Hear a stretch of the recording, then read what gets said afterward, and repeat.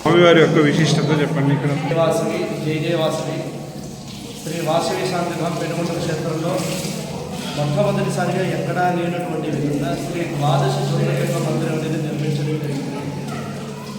ఈ ద్వాదశ జ్యోతిర్లింగ మందిరంలో ఉన్న విశిష్టత ఏంటంటే మన భారతదేశంలో ఉన్న ద్వాదశ జ్యోతిర్లింగాలన్నీ కూడా ఏక ప్రదేశం అంటే ఏక స్థానంలో ప్రతిష్ఠింప చేసినటువంటి ఏకైక పుణ్యక్షేత్రం మనకి వాసవి పెనుగొండ క్షేత్రం.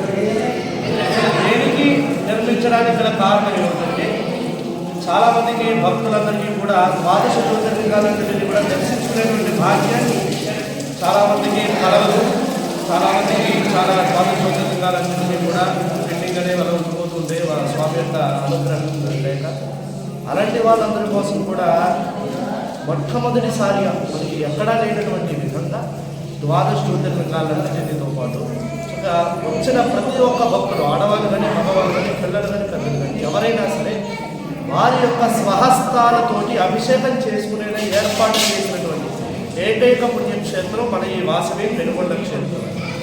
అలాగే మందిరం ఆకారంలో ఉన్నటువంటి విశిష్టత ఏమిటంటే వితౌట్ ఐరన్ వితౌట్ పిల్లర్తో నిర్మించినటువంటి ఏకైక క్షేత్రం. ఇదంతా కూడా నిర్మాణం ఉంటుంది. అలాగే ఇది యొక్క నిర్మాణంలో చుట్టూ ఉన్నవన్నీ కూడా ట్రాన్స్పరెంట్ గ్లాసులు ఫిక్స్ చేయడం జరిగింది అనమాట.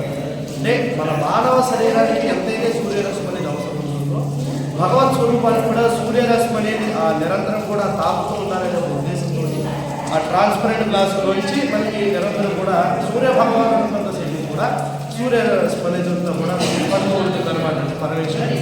అలాగే మధ్యలో ఉండేటువంటి స్వామి శ్రీ నగరేశ్వర స్వామి అంటే సాక్షాత్ వాసవి కన్యకా పరమేశ్వరి అమ్మవారు స్వయంగా వెళ్ళి అర్చించినటువంటి స్వామి శ్రీ నగరేశ్వర స్వామి వారు ప్రధానంగా ప్రదర్శన చేయడం జరిగిందనమాట.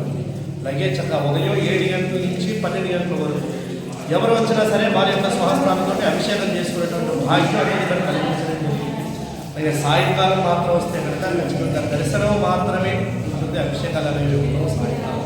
అలాగే ఈ యొక్క ఆలయంలో ఇంకొక విశిష్టత ఏమిటంటే ఇక్కడ చేసినటువంటి ప్రతి ఒక్క అభిషేకం అది పాలైనా నీళ్ళైనా సరే ఏదైనా సరే ఏది కూడా అది అభిషేక తదనంతరం కూడా వృధా అవ్వకూడదు అనే ఉద్దేశంతో నేరుగా ఈ మందిరం బయట ఎదుర్కొనేటువంటి మొక్కలకి కలెక్షన్ అవ్వడం జరిగిందనమాట. అంటే అభిషేకానంతరం కూడా ఆ ద్రవ్యం ఒక మొక్కలకి అనేది వెళ్ళి ఉపయోగపడుతుందనే ఒక ఉద్దేశంతో అది